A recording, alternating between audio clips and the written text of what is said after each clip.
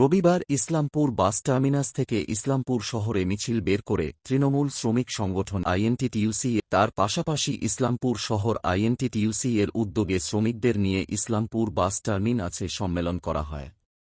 উপস্থিত ছিলেন উত্তর দিনাজপুর জেলা তৃণমূলের সভাপতি কানাইলাল আগারওয়াল, ইসলামপুর ব্লক তৃণমূলের সভাপতি জাকির হোসেন, আইএনটিটিইউসির সভাপতি জেলা সভাপতি রামদেব সাহানি, ইসলামপুর আইএনটিটিইউসির সভাপতি মানস কুমার দাস, জেলা যুব সভাপতি কৌশিক গুণ সহ অন্যান্যরা, জিৎ গাঙ্গুলি, মোক বাবলু সহ অন্যান্য। দেখলাম যে ঘোষণাটা হয়েছে, আমিও দেখলাম সব যারা যোগ্য ব্যক্তি আছে তাদেরই ঠিক জায়গায় দেওয়া হয়েছে।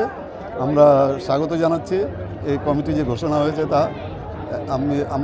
আমি বিশেষ করে তৃণমূল জেলা কংগ্রেস জেলা সভাপতি হিসাবে যারা তৃণমূল কংগ্রেসে যারা উপরে যারা আছেন, মমতা বন্দ্যোপাধ্যায়, অভিষেক বন্দ্যোপাধ্যায়, ওনারা যে এই কমিটিটা ঘোষণা করেছেন, কমিটি যাকে যে জায়গায় দিয়েছেন সত্যি সঠিক জায়গায় সবাইকে দিয়েছেন। আমি জেলা তৃণমূল কংগ্রেস সভাপতি হিসাবে অনেক কৃতজ্ঞতা জানাচ্ছি আমাদের সর্বময় নেত্রী মাননীয় মমতা বন্দ্যোপাধ্যায়ের কাছে, আমাদের সর্বভারতীয় সাধারণ সম্পাদক শ্রী অভিষেক বন্দ্যোপাধ্যায়ের কাছে। না বললে না, ইসলামপুর ব্লকে আর একবার দায়িত্ব দেওয়া হলো ব্লক সভাপতি জাকির হোসেনকে, কি বলবেন এই বিষয়ে? জাকির হোসেন ভালো কাজ করছে বলেই আবার দল ওকে দায়িত্ব দিয়েছে।